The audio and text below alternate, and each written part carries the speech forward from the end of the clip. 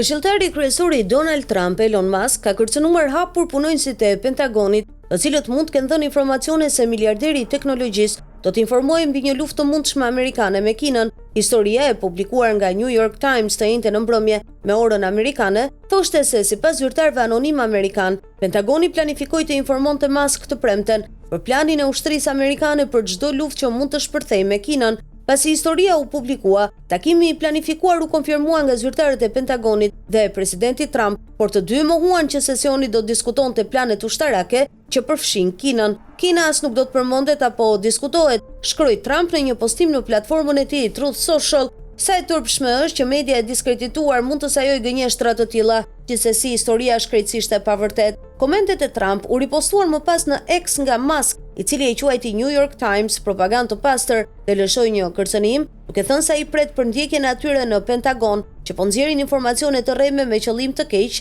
në New York Times. Ata do të gjenden, paralajmëroi miliarderi i teknologjisë. Raporti i New York Times që tërboi shtëpinë e bardhë theksoi se një informim i tillë nga Pentagoni do zgjeronte rolin tashmë të gjerë të Musk dhe do të nxirrte në pa pyetje rreth konflikteve të mundshme të interesit, pasi Musk arrin thellë në burokracinë federale, ndërsa vazhdon të drejtojë kompaninë e tij SpaceX, një kontraktues i madh qeveritar, dhe duke bërë biznes në Kinë.